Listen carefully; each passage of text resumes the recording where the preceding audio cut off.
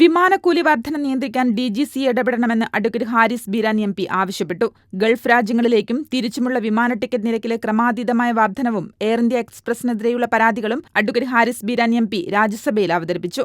Gulf രാജ്യങ്ങളിലേക്കുള്ള വിമാന ticket നിരക്ക് യാതൊരു മാനദണ്ഡവുമില്ലാതെ വർദ്ധിപ്പിക്കുകയാണെന്ന് അദ്ദേഹം പറഞ്ഞു. ഭൂരിഭാഗം വരുന്ന സാധാരണക്കാരായ പ്രവാസികൾക്ക് അമിതമായ വിമാന നിരക്ക് കടുത്ത പ്രതിസന്ധിയുണ്ടാക്കുന്നുണ്ട്. എന്നാൽ DGCAയുടെ അധികാരപരിധിയിൽ എയർക്രാഫ്റ്റ് നിയമാവലിയിൽ 134 വകുപ്പ് പ്രകാരം വിമാന നിരക്ക് വർദ്ധിപ്പിക്കാൻ പാടില്ലെന്ന് ഹാരിസ് ബീരാൻ ചൂണ്ടിക്കാട്ടി. അതുപോലെ ക്രമരഹിതമായ ടിക്കറ്റ് നിരക്ക്, സ്ഥിരതയില്ലാത്ത ഫ്ലൈറ്റ് ഷെഡ്യൂളുകൾ, പെട്ടെന്നുള്ള റദ്ദാക്കലുകൾ എന്നിവ സംബന്ധിച്ച് എയർ ഇന്ത്യ എക്സ്പ്രസിനെതിരെ നിരവധി പരാതികളും നിലവിലുണ്ട്.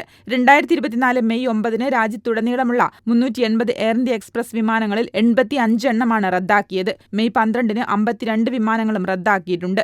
മെയ് മാസത്തിൽ മാത്രം 2 ആഴ്ചയ്ക്കുള്ളിൽ എയർ ഇന്ത്യ എക്സ്പ്രസിന് 400-ലധികം വിമാനങ്ങൾ റദ്ദാക്കുകയും ഷെഡ്യൂൾ ചെയ്യുകയും ചെയ്തു. കൂടാതെ തിരുവനന്തപുരം വിമാനത്താവളത്തിലെ ഉപഭോക്തൃ ഫീസ് എയർപോർട്ട് അതോറിറ്റി 50% വർദ്ധിപ്പിച്ചിട്ടുണ്ട്. ഇത് കേരളത്തിലെ വിമാനയാത്ര, ടൂറിസം മേഖല തുടങ്ങിയവയെ വലിയ രീതിയിൽ ബാധിക്കുന്ന കാര്യമാണ്. ഈ സാഹചര്യത്തിൽ DGCA നിയമപരമായ ചുമതലകൾ നിർവഹിക്കണമെന്നും വിമാന നിരക്ക് നിയന്ത്രിക്കാനും പിഴ ചുമത്താനും സിവിൽ ഏവിയേഷൻ മന്ത്രിയോട് അഡ്വക്കേറ്റ് ഹാരിസ് ബീരാൻ പാർലമെന്റിൽ ആവശ്യപ്പെട്ടു.